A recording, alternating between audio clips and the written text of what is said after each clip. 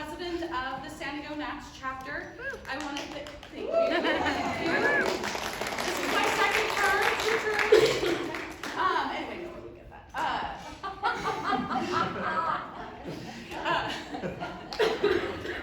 So I just want to take a moment and say thank you so much for being here today. This year's student auditions, we had more than double the registrations that we've had in past several years.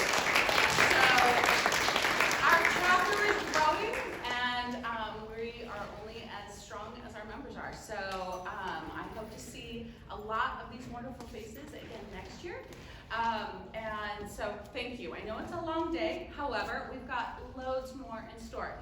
Today, as you see, we've got these wonderful, beautiful professionals in front of you that are representing from the CCM category, our opera and classical category, as well as our musical theater category. This is an opportunity for all of you to hear some questions that we've come up with that they will all be asked, as well as you may think of something that we didn't think of, and I would love for you to have the opportunity to ask those questions.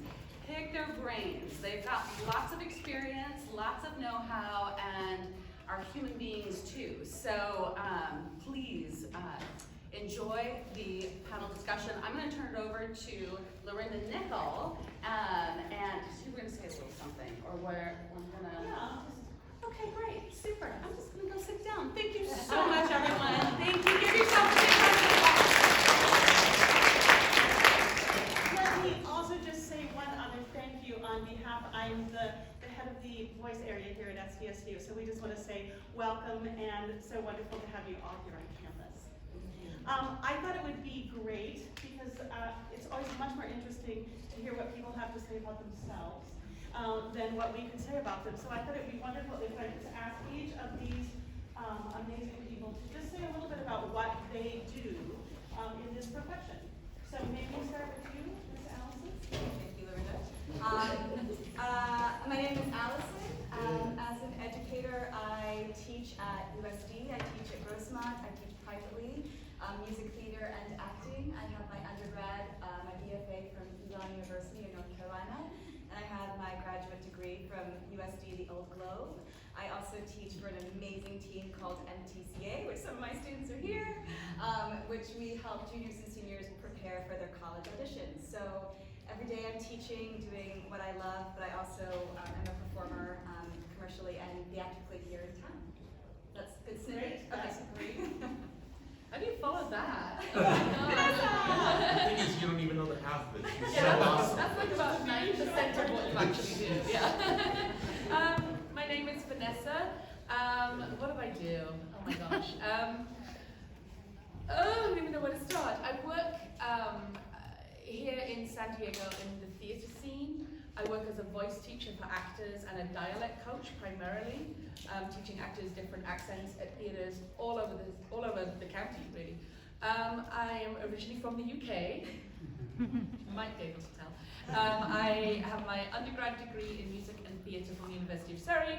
I then did 2 postgrads. I did acting and also voice teaching and vocal health, dialect and singing at the Royal Central School of Speech and Drama. It's not very fancy. And so here I teach also. I teach private students and then also do some youth theatre work as well. And with the theatres and stuff. Yeah. All right, Leonard. My name is Leonard, Patton, and I do a lot of stuff. I'm too busy sometimes. I work in the theater scene in town, and I do the professional music scene in this town in different facets. I do a lot of jazz and a lot of recording and a lot of that kind of stuff. I teach at high school, I private teach, I'm adjunct at probably every community college in town. I don't know what else there is to say. That's the short end of what I do. Hi, my name is Kozma, and I'm the artistic director of Opera Neo here in San Diego. We are a young artist training program for young opera singers primarily. but we also work with young conductors, stage directors, stage managers, designers as well. We bring in about 30 singers to San Diego every summer. This is going to be our 9th season this year, and I hear about 600 to 700 young singers sing at me every year in 40 different cities, which I greatly enjoy. That's cool. Yeah, I love auditions actually. I got an undergraduate degree from the Liszt Academy in Budapest in opera performance. Studied conducting there also, and then I came over to America to get a degree in opera stage directing, although it's not something you can teach really, as I learned, at University of Texas at Austin, which was great fun. And I did some freelance stage directing work around the country, and then ended up for 4 years at the Ohio State University as the director of opera there, until I got lucky enough to stop doing that and come out here to San Diego, and now I live here and enjoy the weather and not shoveling snow all year round. My name is Suzan, and I know about shoveling snow because I'm originally from Minnesota. I live in Los Angeles now. I'm an opera singer, actress, director, teacher. Those are called slashers. I'm a singer slash actor slash slasher. Anyway, I did my undergrad degree in Minnesota in vocal performance at good old St. Olaf College, if any of you have heard of that.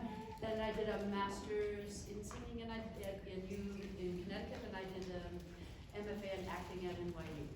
And then I followed my heart, moved out here and to LA, and that's where I've been based for a long time. And and I started directing about 8 years ago. And that's enough. Okay. Oh, Laurinda, I just have to say, I forgot to mention I got my master's here at STSU. And I will tell you that I know all of these people. Suzan probably least well, but I will say those were the humblest introductions that I've ever heard. These people are also have a long, long line of accomplishments, all of them. So we are so lucky to have you all here today. I have a list of questions here that was formulated by the very, very amazing people in our board. And a lot of these questions start with kind of where all of this starts for us, the audition. And the first question is actually not about, it's about before you open your mouth. How do you change your look / style / slate, or the way you introduce yourself, differing from genre to genre? So maybe we start with you, Allison, and talking about the style that you would hope to see in the musical theater world, and maybe we can move down to the classical people and see how that differs one from the other. I love style. I think it's a great opportunity for us to think about how we present ourselves professionally and artistically. I think it's an opportunity for us to show up and use our imagination and use a little bit of our aesthetic and show that. I think talking about style, obviously I don't want to come in overalls when I'm auditioning for opera. I don't, right? So you want to make sure that you know your audience, know who you're auditioning for, what the expectation is, and then what you personally can bring in that shows a little bit more about you, so that you feel you're most powerful, you're most beautiful and confident, but right and comfortable, right? You don't want to wear huge heels that are not comfortable. You want to be you. You just want to be the best version of you. And that look represents your heart and your soul inside. So I'm clearly black and white stripes inside, so, but some pink on a pink pop. So all of that, it really goes a long way. We are artists. The look is important to us. So it goes a long way when we see you show up in here. You know, I'm gonna go straight to the middle here, because jazz, that's actually, I'm excited to hear about that too, because we don't hear so much about jazz auditions per se. Is that really a thing, even Leonard, as far as? It's not necessarily mean, it can be, there's a lot of crossover and a lot of the different things. Working in the theater world, in musical theater, stylistically, you know, that can be so many different styles, that can represent a lot of different things. And people who have maybe more of a jazz background might come in with a stronger audition for a certain type of show. So I think it's really about, even if you cater to one specific style, one is trying to have diversity as far as what you can do. For me, I've just had the fortunate opportunity to do a lot of different styles over the years. I studied classical and I've done jazz and pop. I probably do more jazz these days because I like that vocal improv thing, but I think the thing that's across the board, regardless of what you're doing, and you mentioned seeing that personality, I think regardless of whether you're going for a theater audition or opera, or if you're presenting yourself in the jazz realm, people want to see you. Even if you're coming from a place where you're bringing a character, which that is a thing you want to do sometimes, people want to see you, your personality. Don't cut yourself off completely from who's seeing you, even if you're bringing a character or something different. That's the thing I want to say. I try to bring myself. I've probably gotten hired or gotten through auditions more based on my personality, even more than talent. And what about the you two at the end are more in the classical world? Though I I would cross say, over a lot. Susan, you got a lot. I was gonna say that from a, I'm not gonna talk from a performer, now I'm gonna talk from a person, the few times I've watched auditions. What I always find really fascinating and engaging is when a person comes in and is who they are, their personality, and then you say, hello, what are you gonna do? I'm gonna blah, blah, blah. And then they go to, something else. Yeah. Then you go, oh, that's someone who gets it. So that you can make that transition really quickly as a performer. As a performer, I would say that my most successful auditions are the ones where I feel I've presented what I do the most thoroughly, the most honest, in that I feel connected to the material. I'm not trying to be what someone that I think they want me to be. I'm just being what I am in relation to the material, if you follow. And so I feel really like I've presented a complete package. Then whether I get the job or not almost doesn't matter, because then at least I've shown them the goods, and if they're not buying, well, okay, you know. That's always been my goal anymore for auditioning, that I at least present what I do. I'm so giddy to hear all these perspectives because my biggest fight and biggest pet peeve is that opera is somehow a different art form in terms of how you audition for than all of your guys' thing. And it's ain't. It's exactly the same thing, and I couldn't agree more with you guys that there was a lot of misunderstanding and a lot of different ideas that we educators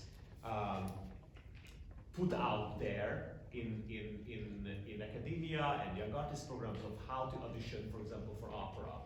And most of it came out from a very, very good heart and very good intention to help young singers, young performers, to be more professional, to be more understood on the other side of the panel, even if you are auditioning on a big stage and they are sitting somewhere over there, to have some sort of a standard, to take the guesswork out of the audition process. This is what you wear, this is what you sing, this is how you introduce yourself, etc.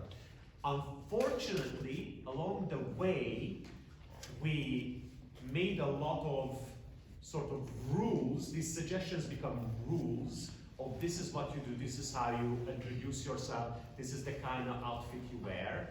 And I am trying to tell everyone that, you know, this is changing in the opera world as well, slowly, but it is changing.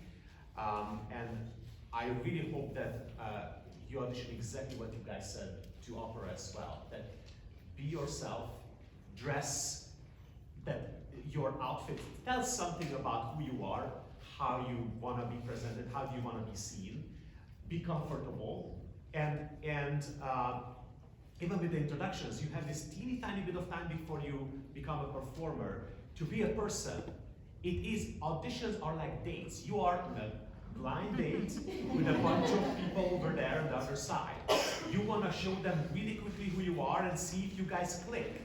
If you hide behind a facade, that's never gonna happen. So the more you can be you, the more you can call, BS on the sort of the standardized audition process and break through and be yourself, the more chances you have to get the job, I think. I agree. I only have one little thing to add to that, because you've all said brilliant things, which is auditions are part of the business. You have to do it if you want to work. That's if you want to go on to do professional work or even college auditions. But I sit on the other side of the table all the time. And the ones that really stand out are not always the person who is necessarily the most perfect or the most polished, although of course you want to be as good as you can be. But it's often the ones who are, like you guys say, you're being yourself, but then you're enjoying yourself. Mm-hmm. Because the people who are casting you want to spend, or they're going to be spending, about 3 months with you, and they want to know that they like you.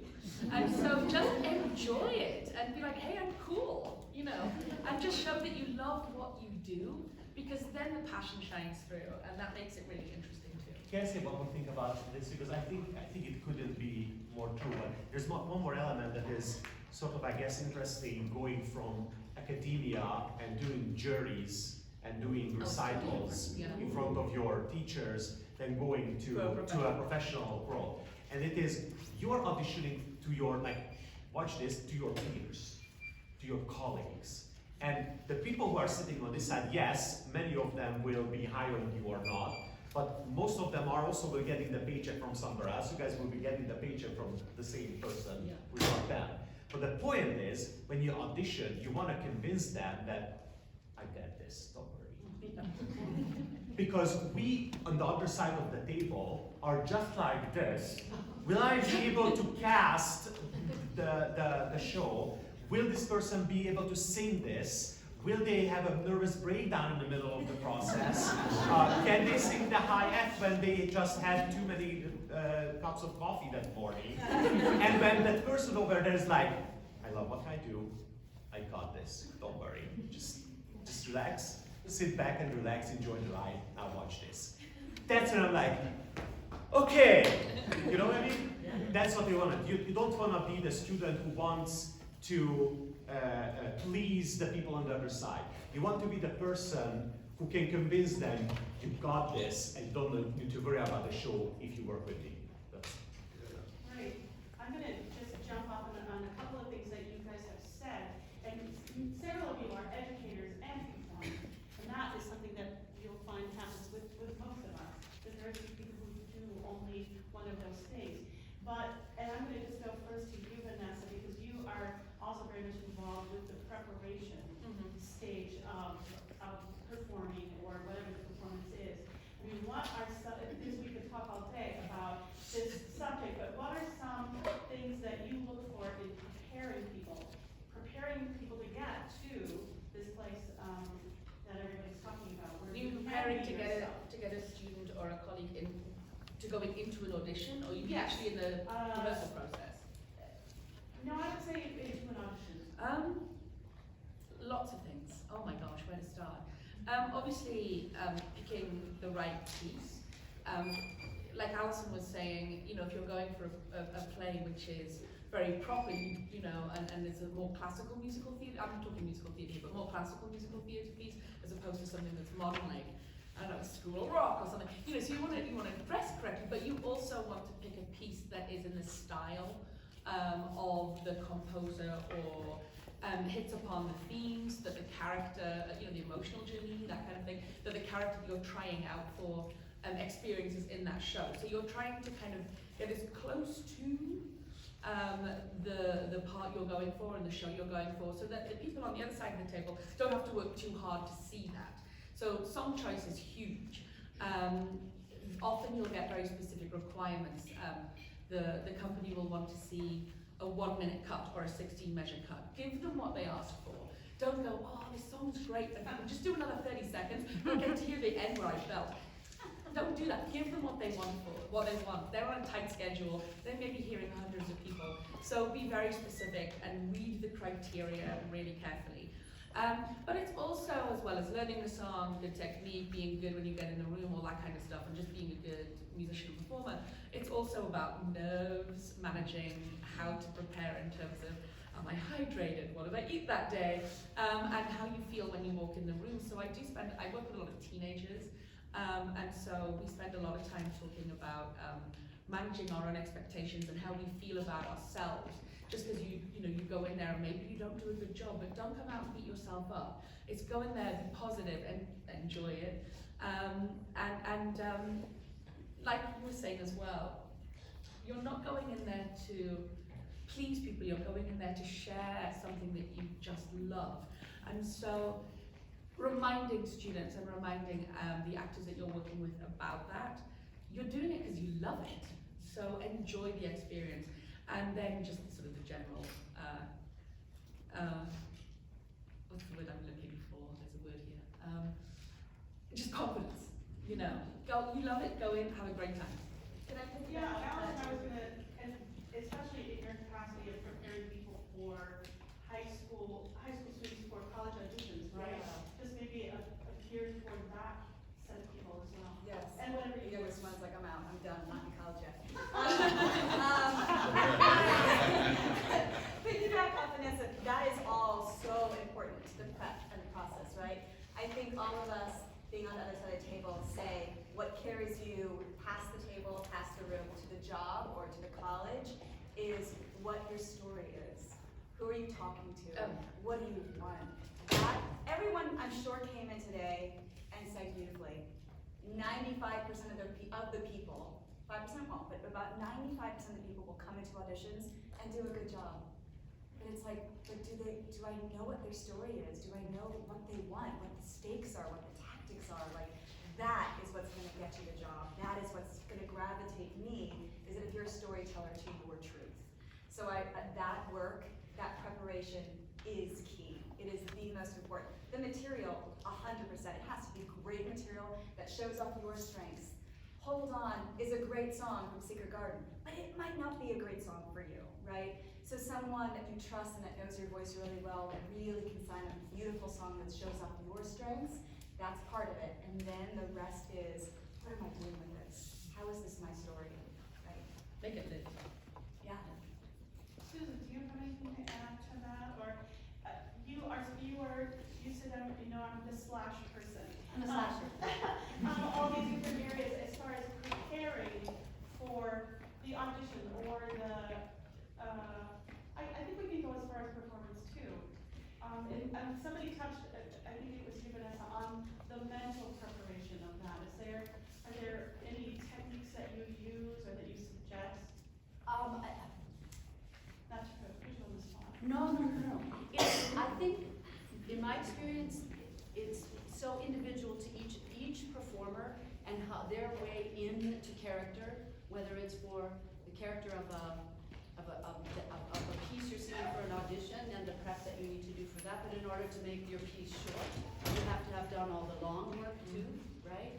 And so however you find your way in to the character, whether it's through the way, there are a million ways in, is it what the character says, how the character interfaces with other characters, however you start your characterization, building your character. I mean, this is getting long-winded already, I was trying to make it concise. But however you find your way into the character, that's where you start, and that's how you fill it out for yourself. Then once that work is done, then you start to work. Then you're ready to rehearse, for instance.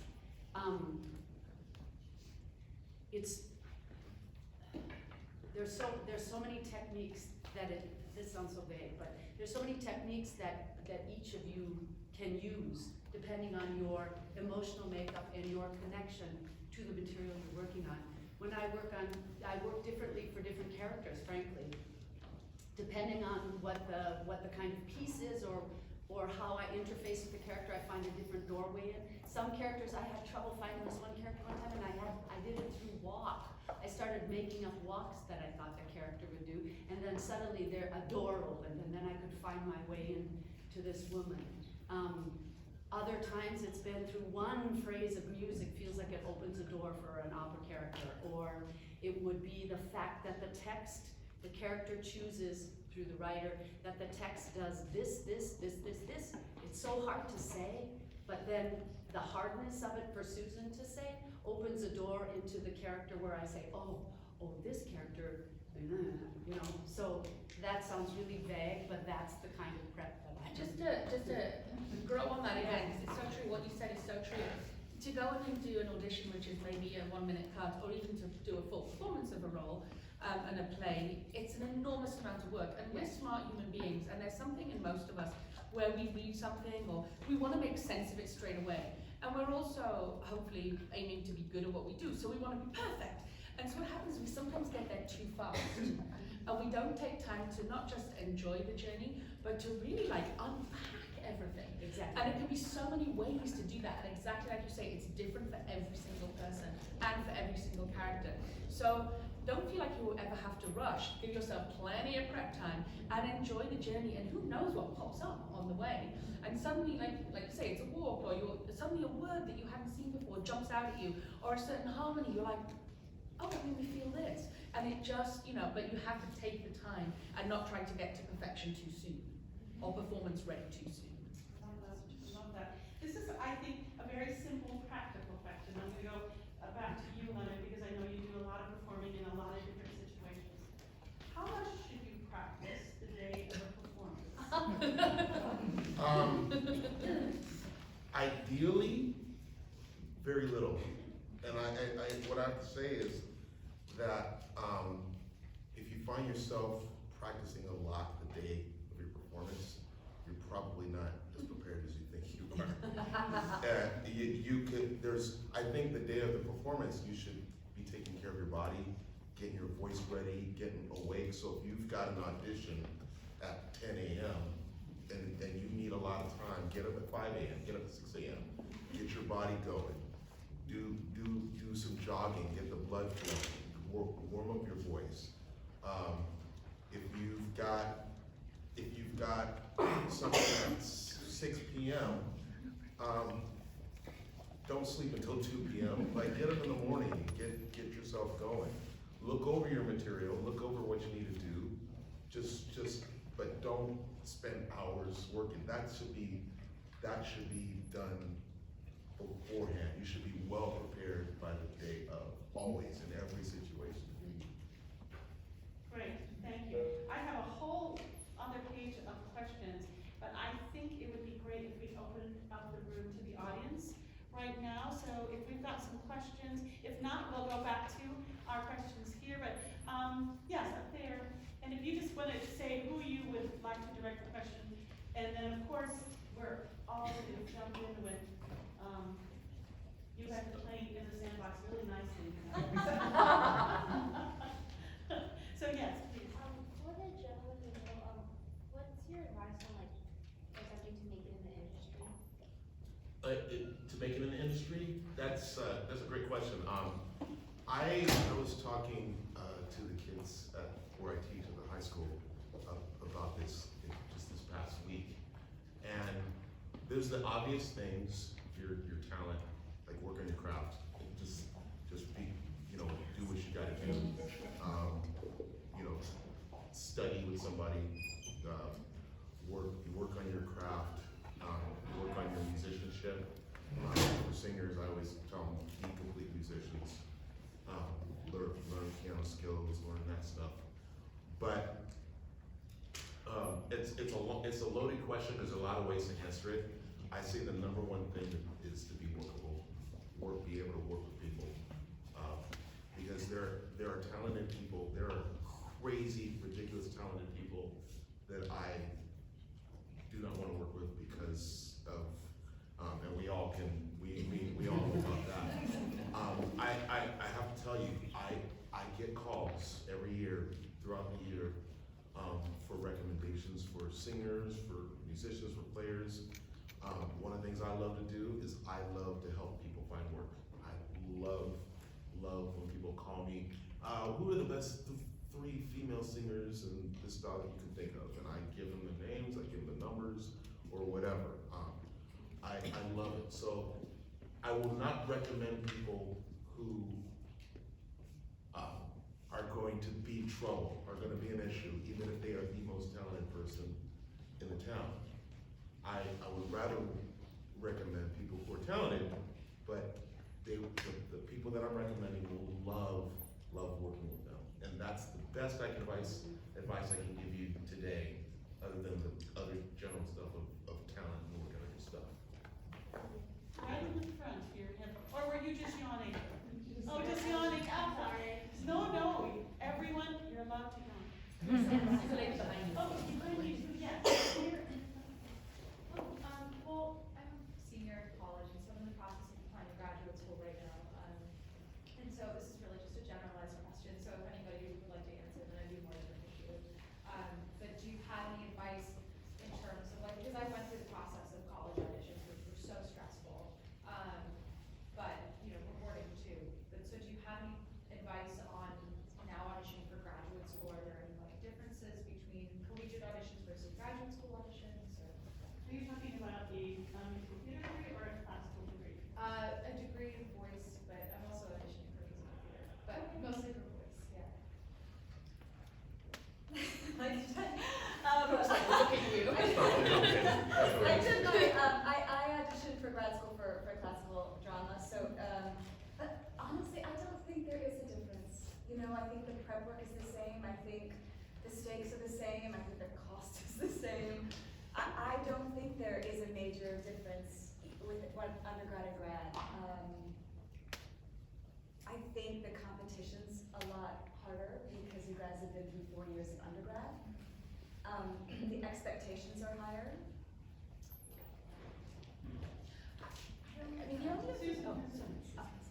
Mine's a real quick one, which is if there's particular performers that you like, or see where they went, but also check out the staff and see what their teaching methods are. I'm not as au fait with postgrad here in the US as I am in the UK.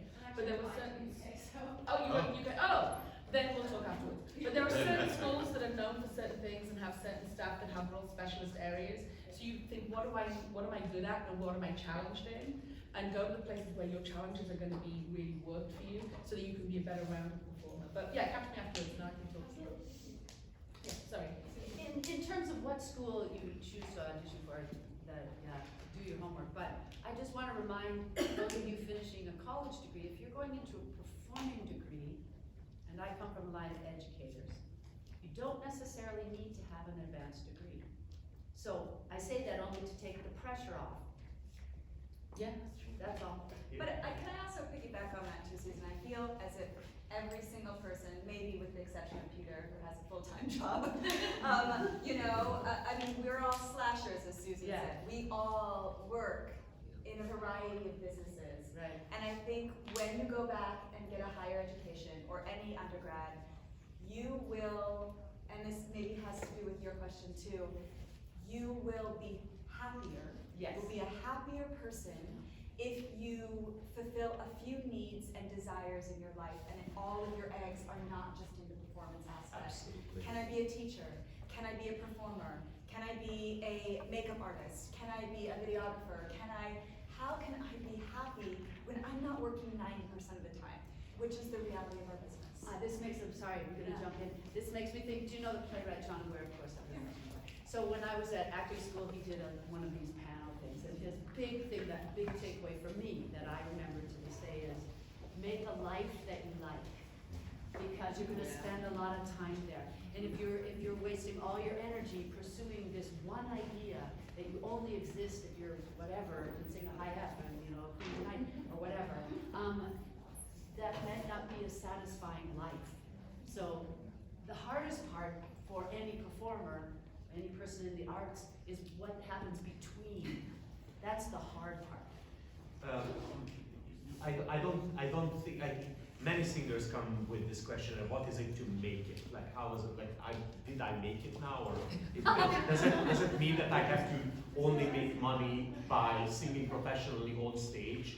I mean, no, and there are people I know and wonderful performers who also have a degree in English and they also write content marketing articles, and that means that they don't need to worry about, you know, paying the rent, which means that when they go to an audition, they are not like, please hire me because I will, you know, need to work at Starbucks. Which, by the way, even that is fine.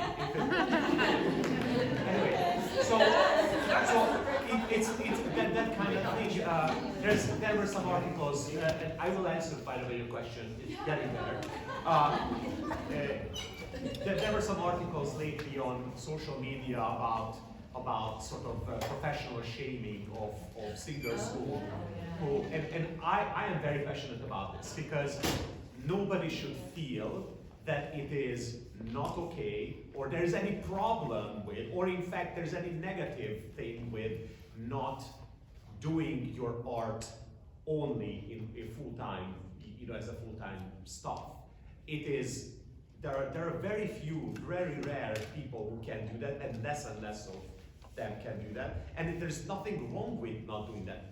That said, when you go to grad school, that just means that you need to know that it is also, somehow we are taught that there are only certain paths that lead to, this is the way how I'm gonna be a singer. I'm gonna have a degree in this, then I'm gonna have a master's degree, then I'm gonna go to a young artist training program, then I'm gonna be a, it is absolutely a lie. It's a lie. Don't believe it, it's a lie. There are so many ways to do this, and so many people who did this exact path are now working in a completely different business that it's insane. So there are no sort of, so why I'm saying this, because that needs to take off the pressure from you that I need to make the right choice. There is no right choice.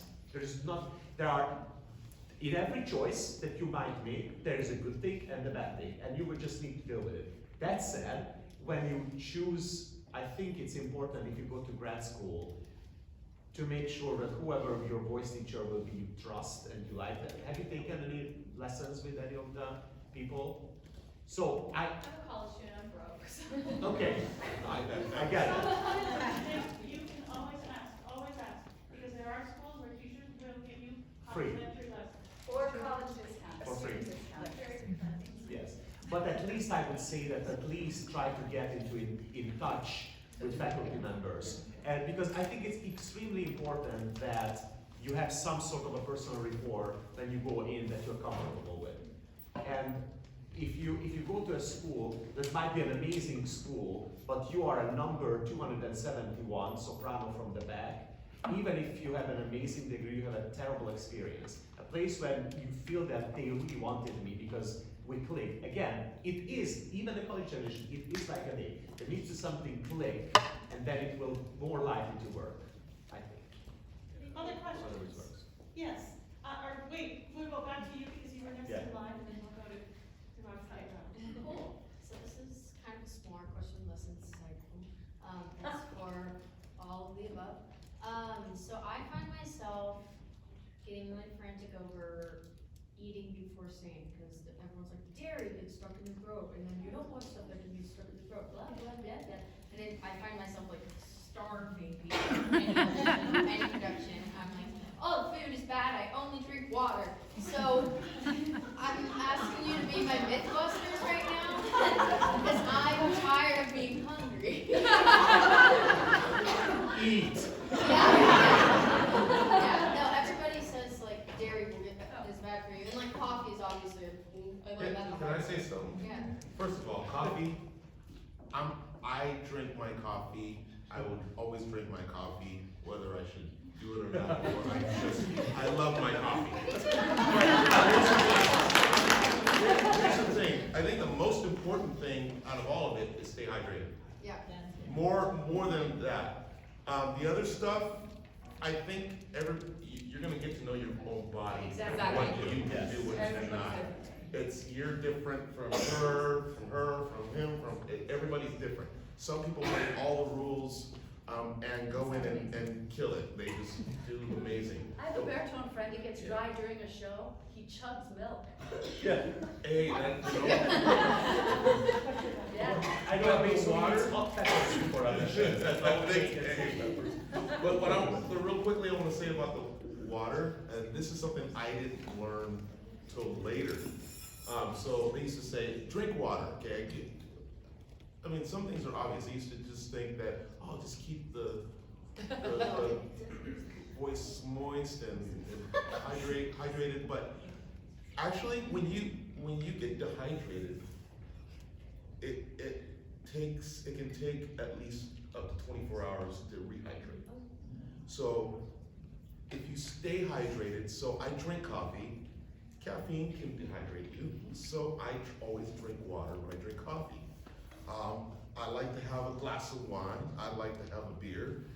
So when I do, not before I you never know. But actually, sometimes a glass of wine before I do calms me down. But don't please don't. But what I'm saying is, if you do anything that dehydrates you, at any point during the week, always drink water, because if you get dehydrated, here's what happens. You drink water, you think you can hydrate at once. Well, there's vital organs in the body that kind of need the water first. So it doesn't get distributed equally. Your brain kind of needs it, your liver, your kidneys, your vital organs. And this is the last thing. You're not gonna die if you've got a dry throat. It stinks that you can't sing, but you're not gonna die. So that's something to think about, staying hydrated constantly. But you need to eat. But you gotta eat. And you need to eat good stuff that is going to sustain you and allow you to do a full day like this that gives you great nutrition and power, and energy. So all of you guys learn about nutrition, because I know when I was younger, nobody talked to me about it. And we don't learn about it until much later. And we have incredible resources to teach us about how to fuel our body in a healthy way. So learn about your body, talk to your doctor, talk to a nutritionist, so that you can learn how to fuel your body, because you'll need it for the rest of your life with performance. If you apply to an audition, nothing dries you up plain dry. So drink water as much as you can, and then the after. Steam. We have, and now she's writing her question. Do you have a question? Yeah. What are your suggestions on like breath control, and how does that help like pitch, like high, really high, and low? How much time do you have?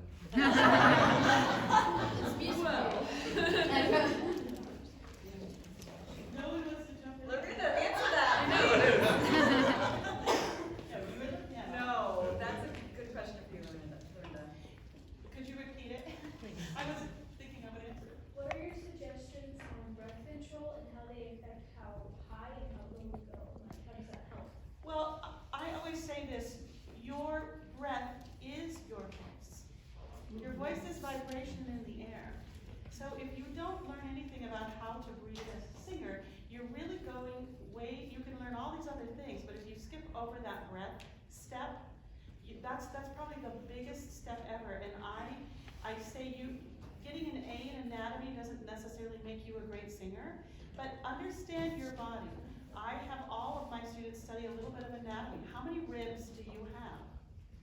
Your lungs are inside your ribs. It's important to know those kinds of things. What direction do your ribs move when you take a breath? Are your ribs doing that? What's happening to your tummy? People always say, I sing from my diaphragm. I breathe from my diaphragm.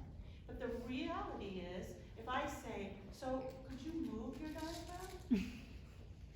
And nobody in this room can move their diaphragm, because your brain cannot control your diaphragm. So my advice is to really understand about how your body works when you breathe, so that you're giving yourself really clear clues or clear instructions, not just like, and everybody in the room do this. Take a big breath, take more, take more, take more. Feel ready to sing? It's not about trying to get as much breath as you can. I always say, start singing on the way to your biggest breath, okay? But it's too long for the rest of this class. But We'll it is, probably yeah. talk about the actual aspect of breathing, but you can go a lot of places and just find out about your body. YouTube. YouTube, and that's before you even utter a word or a tone. But you're talking about high and low. I will tell you, if your breath isn't working best for you, you will never be able to hit those notes with ease, or the low notes. We skip over low notes a lot, but there's both in good music. There's both high and low. But I just say everything starts with breath. Everything. So don't pass that step up. And it takes a little head work. But if you can give yourself real instructions when you breathe, rather than just, I used to have a coach, and he would say, "Oh, you don't study, you hope." So don't hope that you're to do this breath. Really talk to your teacher about that. As a teacher, I love it when my students come and ask me questions. I'm not offended by that. I want to know what you don't know. So ask your teacher about that. I'm sure that they have wonderful, and I'm sure you guys have already talked about it somewhat, but it absolutely affects your high and low, and all the notes in between. And now you have about 2 minutes, so maybe one, yes, a question right here. How do you how do you last through like a physically and emotionally draining audition that it goes 2 hours past the set end time, and how do you maintain your voice and your nerves, and you just get so tired? How do you last? It's like a show, right? I mean, shows are usually 2.5 hours, so if you're the lead in a show, or an opera is even longer. I mean, oh my gosh. I watch opera singers like, oh my god, I do nothing. But no, but I mean, I think I'm sure everyone has great advice, but for me, just from experience, I mean, it's endurance, and I rehearse, and I prep my body for that kind of run and marathon and race. So rehearsing and not marking and really putting your body and making sure that your body knows how to sustain your breath and your energy and your activity. And a lot of it's so much about adrenaline, because it's what you love to do, so you stay on top of it. But you have to learn how to pace and manage your emotions so you don't put it all on the floor and you can't pick yourself back up again. There's a little bit about control, right? So that you have to keep a little bit still of your head on, so that you're aware of where you need to go and what's left in the race. I think that there are two ways what I could say. One, there's a great value. I don't know if you guys tried it in France studios. It's very popular sometimes, in singer circles, which means that you guys grab a young pianist, somebody who is willing to play for you guys for a pizza, and get together 3 or 4 friends and sing through in front of each other your audition repertoire, and listen and sit there and do it not once but a few times. So the more you have an experience to singing the entire thing in front of people, even if it's your friends, it's gonna be that much easier. 2, there is something to be said about you should not go into an audition expecting or allowing it to be an emotionally draining thing. It's a gig. It's a gig. It's not something where you need to be on the floor and whatever. This is something. Please don't. Yeah, right? So this is something where you show skill. This is something where you show your personality, but you don't need to die there emotionally. It is something that, and again, this is, I think you can practice it a lot. If you do the whole thing a lot of time, then you see where, even just kind of practice that, because in audition, you don't always know in what order you will be singing, right? So try to sing in these friends auditions or studio classes or whatever, in different orders. Like I start with this, and then I will do this, and try to do it in the hardest possible order. And if you can do that too, it will also grow your confidence, so it will be less draining on you emotionally, I think. Were you asking about that your time at your audition is such and such, and then you have a delay before you get to audition? Is that what you were talking about? No, at let's say a callback or something. There's a set end time. Yep. But there are 3 people left, and you're one of them. But you run 2 hours past. So you're having to keep your focus on Yeah. this potential job while keeping yourself fresh, while you're nervous as heck. Yeah. Leave the area. Go be by yourself. Get away from them. Yes. Because that energy is I mean, Yes. oh my God, that I have to walk away because like you say, it's just impossible to be around, right? Don't socialize before another. Yeah. Yeah, read a book, put your earphones in, or else Yeah. people will take your energy and do what Totally. they want with Totally. you. So, keep to yourself, put your feet up, relax. Be aware, because that time can change in 2 seconds. That's true. So you have to be aware of your situation, but find your space, your time. Keep it under your control. There's that adrenaline thing that happens after your audition, right? You do an audition, whether it's good or bad, especially if it's good. You come out and you're just like, "Zah!" I mean, am I the only one? No, you know exactly what I'm saying. So when I lived No, in you New are York, not. when I lived in New York, I would go to these auditions and I'd get up and I'd go to the train and it happened twice. I finally kind of calmed down and where am I? So then I knew I had to sit after the audition. I had to sit for half an hour to calm down. That was the weirdest experience. We have more to this day, a very exciting concert coming up. So I think we are supposed to be wrapping up right now. So I just want to thank all of you. Gosh, what a treat to have these people in one place.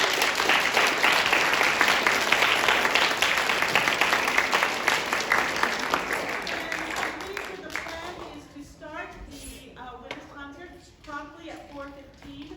For those of you who have not been down there yet, Smith Recital Hall is where all the fun stuff is happening now.